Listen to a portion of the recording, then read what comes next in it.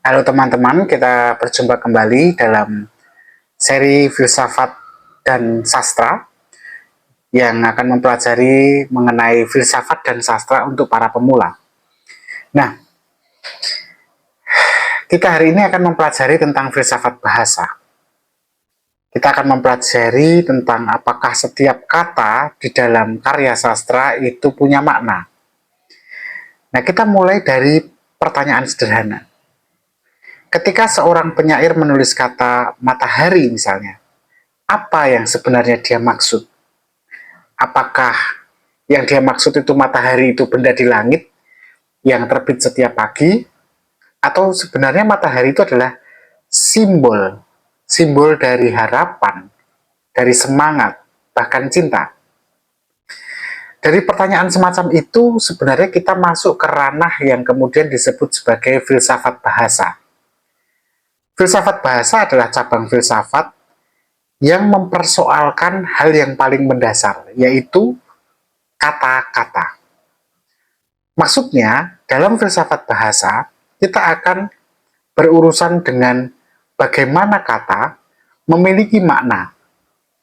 Apakah makna dari kata-kata itu selalu jelas dan pasti, atau makna itu justru tergantung pada konteks dan cara kata itu digunakan.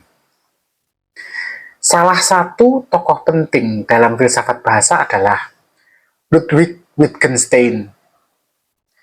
Wittgenstein ini mengatakan bahwa makna dari sebuah kata itu bergantung pada yang dia istilahkan sebagai language game atau permainan bahasa.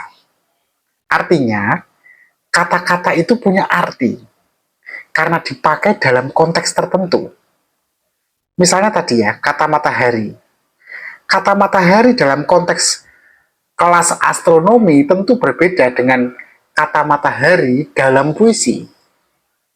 Nah lalu, kalau begitu, apa hubungannya dengan sastra? Hubungannya sangat kuat ya.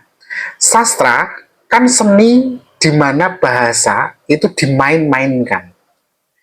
Penyair, novelis, ataupun dramawan kan sengaja itu menggunakan kata-kata bukan sekedar untuk menyampaikan informasi, tetapi kata itu mereka mainkan untuk menggugah emosi, untuk membangkitkan imajinasi, bahkan kadang-kadang untuk menyembunyikan atau mengaburkan makna yang ingin mereka ungkapkan.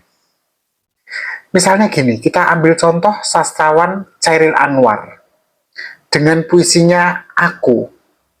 Saat Chairil Anwar menulis Aku ini binatang jalang, tentu saja Chairil Anwar tidak sedang bicara sebagai hewan sungguhan, bahwa dia adalah hewan jalang sungguhan gitu ya. Tidak. Kata binatang jalang itu sebenarnya simbol dari pemberontakan, perlawanan terhadap keteraturan sosial. Makna itu tidak mungkin kita temukan dalam kamus. Karena dalam kamus ya binatang jalang ya binatang. Nah, makna binatang jalang dalam puisi Akunya Chairil Anwar itu punya konteks puitis. Nah, filsafat bahasa membantu kita menyadari bahwa membaca sastra itu bukan sekedar seperti kita membaca artikel koran, artikel berita, tidak. Karena di situ kita tidak sedang mencari arti literalnya, tapi kita menafsirkan permainan bahasa yang ada di dalamnya. Teman-teman, setiap kata itu bisa punya lapisan makna yang begitu banyak dan kompleks, tergantung dari siapa yang bicara, dalam situasi apa, dan tujuannya apa. Nah, lalu apa manfaatnya ketika kita mempelajari filsafat bahasa dalam upaya kita ketika membaca sastra? Pertama, kalau kita mengenal filsafat bahasa, kita jadi lebih peka terhadap yang disebut sebagai nuansa bahasa. Karena apa? Karena tidak semua kalimat itu bisa ditangkap secara harafiah.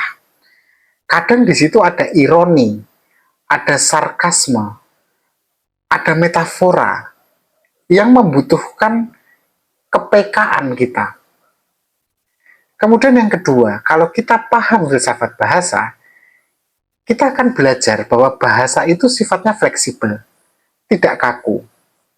Dalam novel, satu kata itu bisa membangun dunia imajinasi yang luas. Misalnya begini, kata rumah.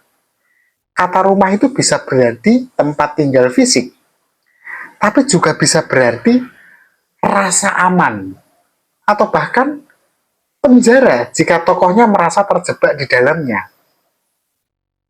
Lalu, filsafat bahasa juga penuh manfaat tuh kalau dalam hal sastra. Karena dengan filsafat bahasa, kita jadi sadar bahwa kesalahpahaman itu sering muncul karena kita bermain dalam permainan bahasa yang berbeda. Contohnya gini, ketika kita membaca dialog tokoh dalam sebuah novel, lalu merasa mereka sebenarnya, gini lah, pernah nggak teman-teman membaca dialog tokoh dalam novel lalu merasa bahwa tokoh itu sebenarnya tidak benar-benar saling memahami antara satu tokoh dan tokoh yang lain? Sebenarnya itu bukan sekedar drama, tapi itu cerminan kenyataan bahwa bahasa itu tidak selalu transparan. Nah, makanya teman-teman, mari kita refleksikan sebentar. Bukankah dalam kehidupan sehari-hari kita juga mengalami hal yang sama? Ketika seseorang misalnya mengatakan, oh, saya baik-baik saja, apakah itu selalu berarti bahwa ia benar-benar baik? Atau mungkin itu hanya kode bahwa dia sebenarnya sedang kesal, tapi tidak ingin mengungkapkan kekesalannya. Atau karena dia nggak ingin bicara. Inilah bukti bahwa kata-kata selalu bergantung pada konteksnya. Nah, di dalam sastra, kerumitan itu justru jadi kekuatan. Penulis sengaja menciptakan seperti ambiguitas, agar si pembaca itu bebas menafsirkan. Dan disinilah filsafat bahasa itu bisa membantu kita. Karena filsafat bahasa itu mengingatkan bahwa makna bukan sesuatu yang pasti dan sekali jadi, melainkan harus selalu dinegosiasikan. Teman-teman, membaca sastra dengan kacamata filsafat bahasa memang akhirnya membuat kita tidak bisa cepat-cepat puas dengan satu tafsir saja. Misalnya ketika kita menemukan kata atau kalimat yang membingungkan, kita justru dengan filsafat bahasa dituntun untuk tidak buru-buru menyerah. Karena justru disitulah letak kekayaannya. Ambiguitas di dalam sastra itu bukan kelemahan, tapi justru itu menjadi ruang dialog yang tak pernah mati antara si teksnya dan pembacanya. Nah, itulah teman-teman, sastra memang penuh dengan permainan bahasa. Dan justru dengan kita masuk ke dalam permainan itu, kita sedang memperluas dunia dan cakrawala kita. Maka dengan membaca dan banyak membaca, kita juga menjadi paham bahwa satu kata itu bisa membuka banyak pintu makna. Tetapi membaca saja tanpa memahami filsafat bahasa, justru akan mengurung kita pada fanatisme makna. Maksudnya kita seolah-olah membaca sastra seperti membaca kitab suci, yang seolah-olah tidak boleh salah dalam menafsirkan. Nah, saya pikir itu saja cukup untuk hari ini. Terima kasih sudah mengikuti video ini. Kita ketemu lagi besok, tetap berpikir kritis.